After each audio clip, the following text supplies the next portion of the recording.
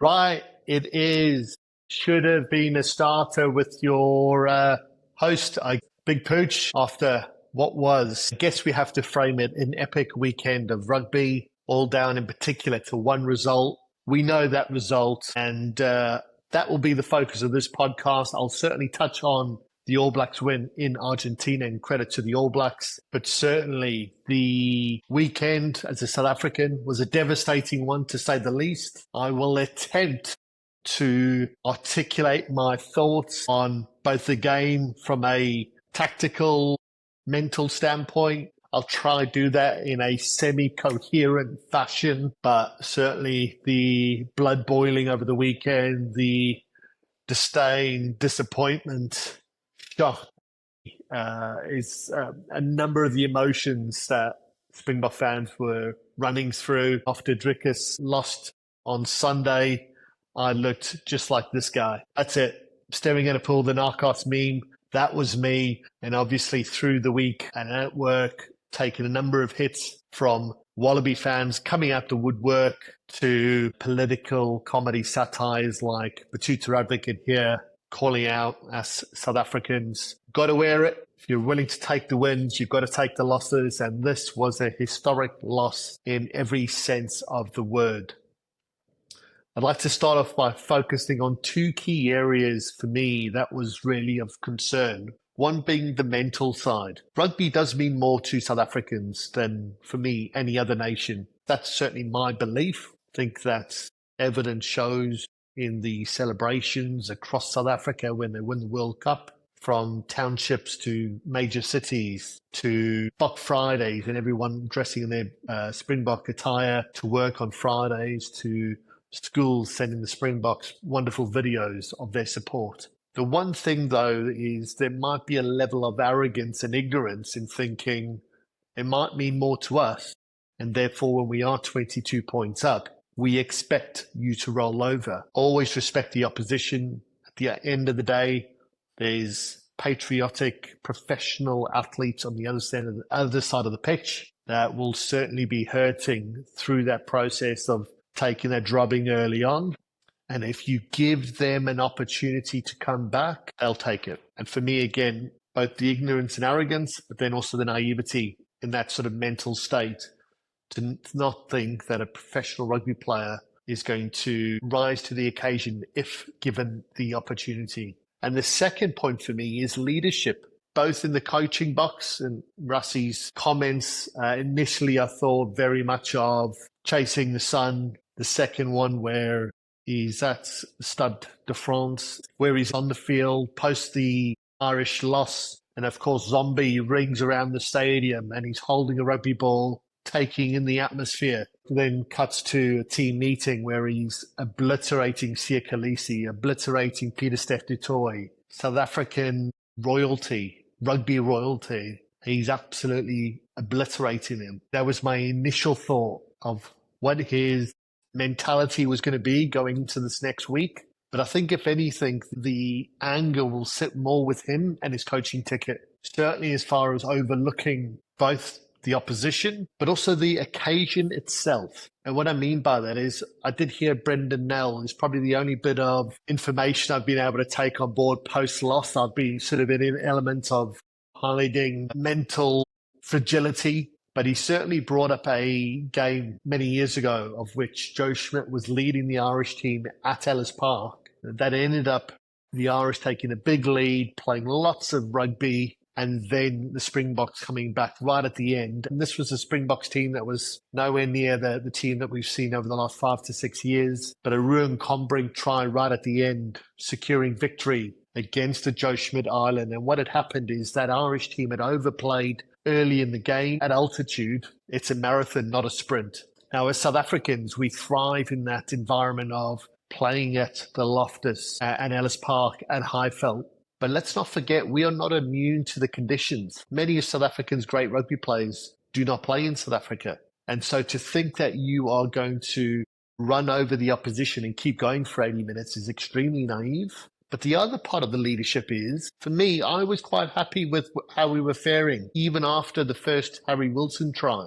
But at no point did we get back to what was working for us in that first half, securing quick ruck speed, ball speed, box kicks, and nobody take the ownership both on the field between the leaders in the forward pack and the back line to messages coming down from the coaching box, eyeballing a Grant Williams and a Marnie Lebok and everyone else within that team to stop the bleeding, get back to basics, play territory, and trying to enforce mistakes on the opposition through great defense and in playing in the opposition's side of the pitch. The thought process of playing super rugby, Stormers, Lions style, flinging ball rugby is a style of rugby that completely suits the opposition. The Wallabies thrive on that kind of broken play, and one play in particular, and that is Tom Wright. 60 minutes, a full hour of rugby and not a point scored. Now, while the Wallabies can bask in the glory and credit to them, as a South African in Australia, I'm desperate for them to reignite interest in the game, but I certainly feel that the majority of this win was handed to them. And what I mean by the majority, those first 20 odd points was handed to them. Sure, the mistakes, but it's the overall ability not to get back to basics, stop the bleeding, and play in the opposition side of the pitch. Where did the box kicks go that were working so well in the first 20 minutes? When I first started putting my notes together for the game, I was writing this glorious passage of how Kurtley Arendse is such a good reflection on South African rugby, a man plucked from nowhere, and what a great talent he is and still is. He took a number of high balls in that first 20 minutes, scored a try, secured possession at the breakdown, yet doing the dirty work. And when I compare him to where Max Jorgensen, his opposition, was in that first 20 minutes, looking lost, looking potentially somewhat out of his depth, and to see the roles reverse, where a great pass by O'Connor in the second half and Kurtley Arendse closes and the Wallabies go on a break and score a try, to Jorgensen himself with a wonderful step at the end to run the ball under the posts. It was almost a microcosm of the game. One doing everything well, to then the Wallabies having exactly the game they wanted and being able to execute, and credit to them. The ability for South Africa to secure such quick breakdown ball, to move the ball from end to end, but still punch it up the guts. Using the high ball, the variety in the play was terrific, but it was controlled. What we saw thereafter was naivety and arrogance. Credit to the Wallabies, certainly for their first try, a number of phases of which they'd really struggled for the majority of the game, for Sueli to keep that ball live, and then Peach goes and scores a try.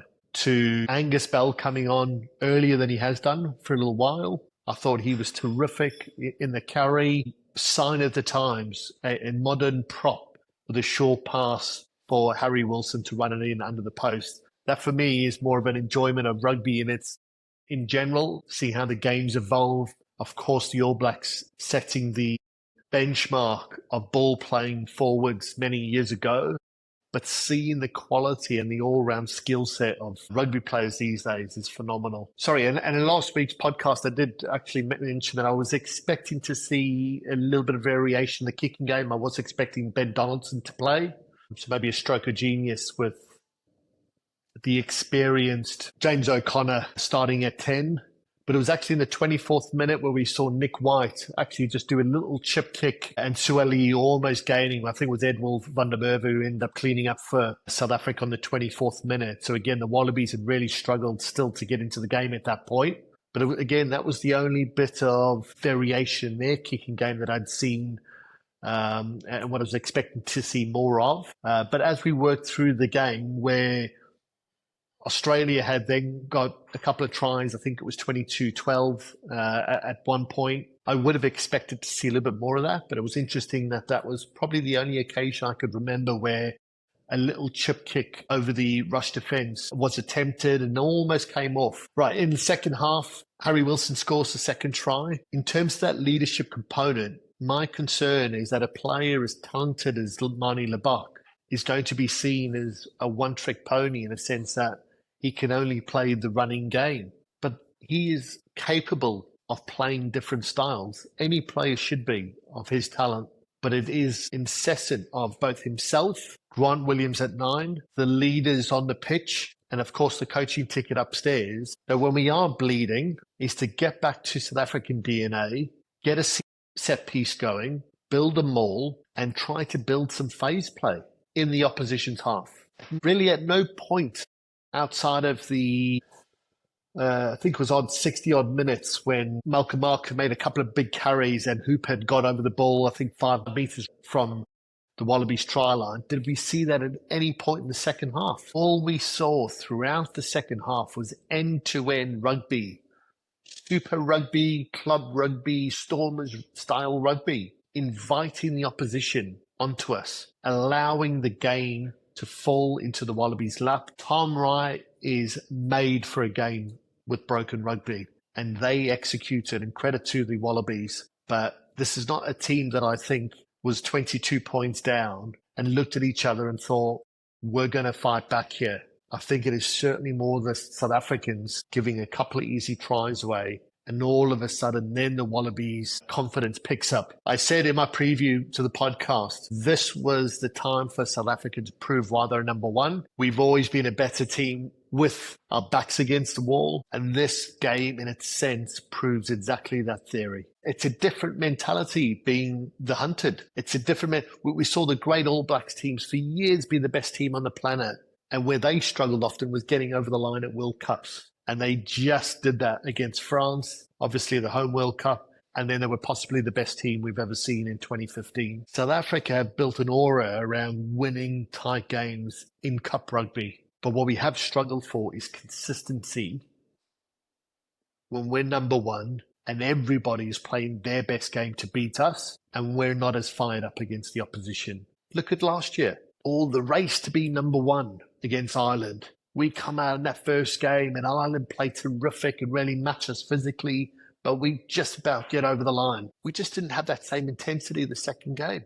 So it's a real mental shift to go from constant trying to prove ourselves to proving that we are the best. It's a mental shift, and South Africa are still working through that. This week will certainly be a case of pressure is a privilege, and Rassie will certainly be drumming that into the team. The Australians were 20-point dogs on the weekend. I thought it would be about 10 points. And 22 minutes in or 20 minutes in, bookies looked like they were dead on course. I don't care if you're playing against 2015 All Blacks. To not score a point over an hour is certainly more an damning indictment on yourself than it is in terms of kudos to the opposition. South Africa will have to really think about how they go about games and manage difficult periods in games, because it really looks like that plan B or plan C is not there when we do encounter obstacles. Right, moving on to the Los Pumas and the All Blacks. Interesting game, albeit really for me,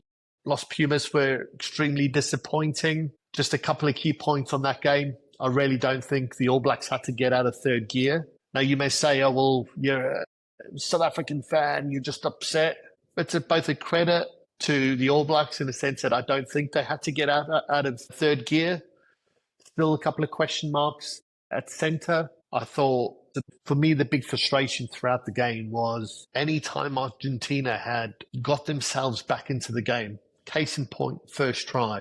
Immediately thereafter, easy little kickstart by Barrett, and the All Blacks gather with no issues whatsoever. When you score a try and you're chasing the game, 101 rugby is secure the kickoff. And the All Blacks took the ball in and looked, while they didn't score immediately, took a lead. Yellow card for Argentina. They managed that 10 minutes very well. But like anything, it's almost like you're in heightened concentration, heightened focus during those 10 minutes while you're down to 14. As soon as your teammate comes back on, the guard almost seemed to drop.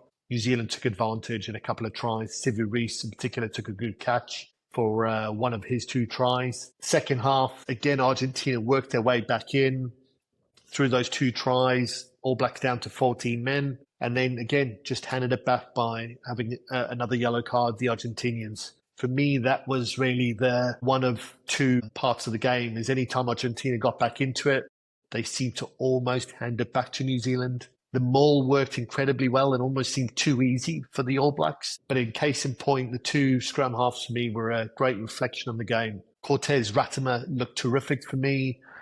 Seeing beat at the breakdown, getting the ball really moving, orchestrating the game. He looked a real threat himself. And then when you go to Garcia, I mean, for the first try, he takes the ball out of the maul, almost loses it, throws it back. Albanos is able to work some magic and for them to then get the ball out to the wing and score the try. But again, in the second half, something similar, and he knocks it on. He looked rushed at every occasion. There was no composure. There was no control on the game. Really, Ratimer orchestrated the game, and Garcia really looked pressured, and if anything, put pressure on himself by trying to just hurry the game along rather than managing the game as a nine really should. So look, I really don't think the All Blacks had to get out of third gear for the All Blacks to score tries and really win the game quite comfortably in the end. Hoping for a bit more of a well-rounded Contepomi approach this weekend by Argentina. I'll aim to do a quick preview of the next games once the teams are released. Should be interested to see what route Rusty takes ahead of this next game, because he's really going to have to make sure the guys are locked in for what will now be a very confident, buoyant Wallabies team. Thanks for listening. Please like and subscribe and look forward to your comments. Cheers.